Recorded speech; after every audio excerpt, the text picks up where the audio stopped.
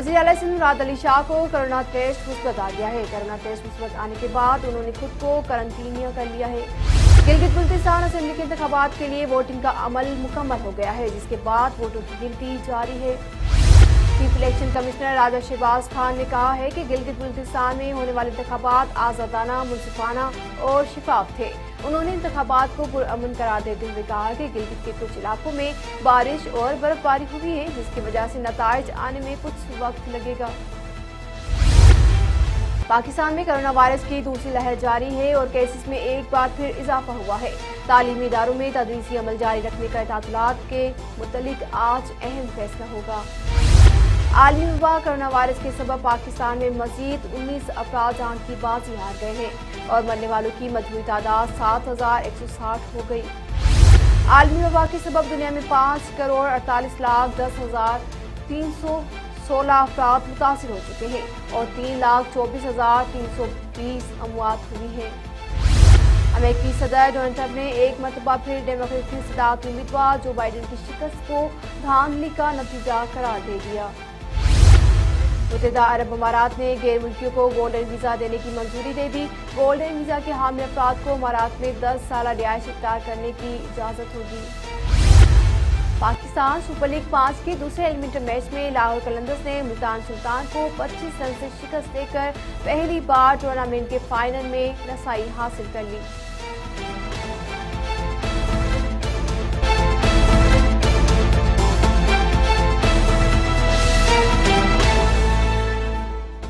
Headlines आपने जानी ना से मज़ीद खबरें भी शामिल करेंगे, मगर शॉर्ट ब्रेक के बाद हमारे साथ रहें।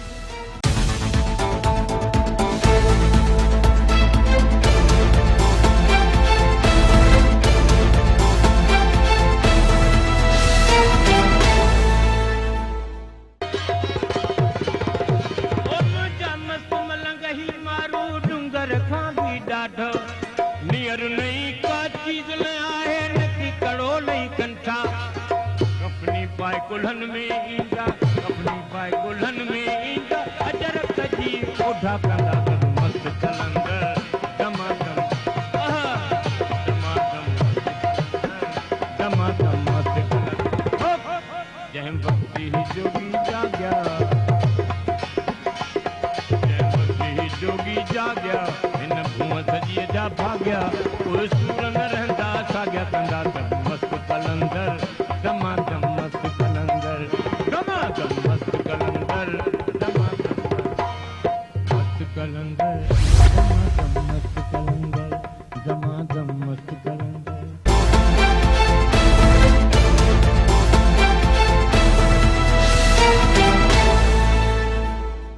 वेलकम बैक नाज़रीन, तफसीलात से आपको आगाह करें। आपको बताएं कि वज़ीर आला सिंध मुराद अली शाह का कोरोना टेस्ट मुस्बत आ गया है।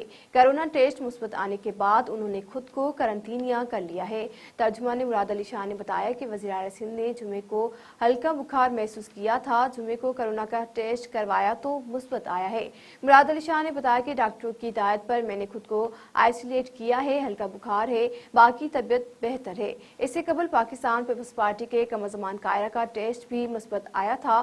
साबिक वजीर आजम और पाकिस्तान पीपल्स पार्टी के मरकजी रहनुमा राजा परवेज अशरफ का कोरोना टेस्ट भी मुस्बत आ गया है। राजा परवेज अशरफ ने तमाम अहबाब से अपील की है कि उनकी सेहतयाबी के लिए दुआ करें। मुत्तहिदा कौमी मूवमेंट के रहनुमा फारूक सत्तार का कोरोना टेस्ट भी मुस्बत आ चुका है। पीपल्स पार्टी के रहनुमा सैयद नवीद कमर की भी कोरोना टेस्ट रिपोर्ट मुस्बत आई है, जिसके बाद उन्होंने खुद को क्वारंटीन कर लिया था। आपको बताएं कि गिलगित बल्तिस्तान असेंबली के इंतखाबात के लिए वोटिंग का अमल मुकम्मल हो गया है, जिसके बाद वोटों की गिनती जारी है। गैर हतमी और गैर सरकारी नताइज के मुताबिक पाकिस्तान तहरीक इंसाफ 9, पीपल्स पार्टी 4, मुस्लिम लीग नून 2, आजाद उम्मीदवार 7 और MWM ने 1 सीट जीती है। GBA 18 हल्के 4 दियामर के तमाम पोलिंग स्टेशन का गैर हतमी गैर सरकारी नतीजा वसूल हो गया है। उम्मीदवार हाजी गुलबर खान 6,793 वोट लेकर कामयाब हुए हैं। आजाद उम्मीदवार कफालुर रहमान 5,986 वोट लेकर दूसरे नंबर पर रहे। GBA 9 स्कर्दू के 3 से आजाद उम्मीदवार वजीर सलीम 6,334 वोट लेकर कामयाब हो गए हैं। PTI उम्मीदवार रफ्ता नाशाद 5,184 वोट लेकर दूसरे नंबर पर हैं। पीपल्स पार्टी उम्मीदवार वजीर वकार 2032 वोट लेकर तीसरे नंबर पर है। जीबीए 15 दियामिर 1 से आजाद उम्मीदवार हाजी शाबेग 3000 वोट लेकर कामयाब हुए। आजाद उम्मीदवार दिलमजीद 2600 वोट लेकर दूसरे नंबर पर है। जीबीए 17 दियामिर हल्का 3 के तमाम पोलिंग स्टेशन का गैर गैर सरकारी नतीजा आ गया है। पीटीआई के हैदर खान 5399 वोट लेकर कामयाब करार पाए हैं। जेयूआई के रहमत खालिक 5162 वोट लेकर दूसरे नंबर पर है। जीबी 8 अस्करदुग 2 का मुकम्मल गैर सरकारी नतीजा मौसूल हो गया है, जिसमें एमडब्ल्यूएम के उम्मीदवार काजिम 7534 वोट लेकर कामयाब हुए हैं। इस हल्के में पीपल्स पार्टी के सैयद मोहम्मद अली शाह 7146 वोट लेकर दूसरे नंबर पर हैं। जीबी 24 घंटे ढांचे में पीपल्स पार्टी के इंजीनियर मोहम्मद इस्माइल 6206 वोट लेकर कामयाब ठहरे हैं, जबकि पीटीआई के शमसुद्दीन 5361 वोट लेकर दूसरे नंबर पर रहे। जीबी 22 घंटे में उम्मीदवार मुश्ताक हुसैन 6091 वोट लेकर कामयाब हुए हैं, जबकि पीटीआई के उम्मीदवार 4945 वोट लेकर दूसरे नंबर पर है। जीबी 7 अस्करदू का एक भी मुकम्मल गैर सरकारी नतीजा मौसूल हो गया है, जिसके मुताबिक पीटीआई के उम्मीदवार राजा जकरिया 5290 वोट लेकर कामयाब हो गए हैं। इस हल्के में पीपल्स पार्टी के उम्मीदवार सैयद मेहदी शाह 4114 वोट लेकर दूसरे नंबर पर है। जीबी 14 अस्तूर में पाकिस्तान तहरीके इंसाफ के उम्मीदवार शम्सलून 5354 वोट लेकर कामयाब हो गए हैं। पीपल्स पार्टी के डॉक्टर मुजफ्फर रेले 3469 वोट लेकर दूसरे नंबर पर हैं। जीबी 13 असूर 1 का मुकम्मल गैर सरकारी नतीजा सामने आ गया है, जिसमें पीटीआई के उम्मीदवार खालिद खुर्शी 4836 वोट लेकर कामयाब हो गए हैं, जबकि नून लीग के उम्मीदवार फरमान अली खान 3528 वोट लेकर दूसरे नंबर पर हैं। जीबी 10 अस्करदू 4 उन्दुम में आजाद उम्मीदवार राजा नासिर अली खान कामयाब हुए हैं, जिन्होंने 4841 वोट लिए हैं। पीटीआई के वजीर हसन 3100 वोट लेकर दूसरे नंबर पर हैं। जीबी 12 शुगर पाकिस्तान तहरीक इंसाफ के राजा आजम खान 9322 वोट लेकर कामयाब हुए हैं। पीपल्स पार्टी के इमरान नदीम 7663 वोट लेकर दूसरे नंबर पर हैं। गिलगित बल्तिस्तान की 24 में से 23 नशस्तों के लिए वोटिंग का अमल सुबह 8 बजे शुरू हुआ, जो शाम 5 बजे तक बिना किसी वक्फे के जारी रहा। इंतखाबी कायदो ज़वाबित के मुताबिक शाम 5 बजे तक पोलिंग स्टेशन में मौजूद अफराद को वोट डालने की इजाज़त भी दी गई। इलेक्शन कमीशन के अदाद-ओ-शुमार के मुताबिक गिलगित बल्तिस्तान में 7 लाख से ज्यादा वोटर्स रजिस्टर हैं, जिनमें 1.25 लाख पहली मरतबा वोटर बने हैं। जोही में हीरो खान के पसगरदाई गांव चाकरकोट के रहवासी अब्दुल मजीद और अमजद लगारी जोही से अपने गांव वापस जा रहे थे, तो बासमाल के आसपास पीएस ड्रगवाला की हदूद में 8 हथियारबंदों ने रास्ता रोककर मोटरसाइकिल छीनने की कोशिश की। मुजाहिमत के दौरान अब्दुल मजीद लगारी को हथियारों के जोर पर यरगमाल बनाकर उनके ऊपर सख्त तशद्दुद करके जख्मी कर डाला। हथियारबंदों के तशद्दुद के नतीजे में अब्दुल मजीद का एक बाजू भी टूट गया, जिसके बाद हथियारबंद मोटरसाइकिल, मोबाइल फोन और एटीएम कार्ड और कागजात रकम छीनकर आसानी से फरार हो गए, जिसके बाद अब्दुल मजीद लगारी को इलाज के लिए जोही अस्पताल रेफर कर दिया गया है। दूसरी जानिब ड्रगवाला पुलिस ने कार्रवाई में कोई कदम नहीं उठाया। दादू जिले के 40 किलोमीटर पे एक बड़ी झील है, जिसको झील मंछर कहा जाता है। ये झील एशिया में सबसे बड़ी झील है, मगर अफसोस की बात यह है कि माहीगीर वहाँ रहते हैं, उनको बहुत मुश्किलातों का सामना करना पड़ता है।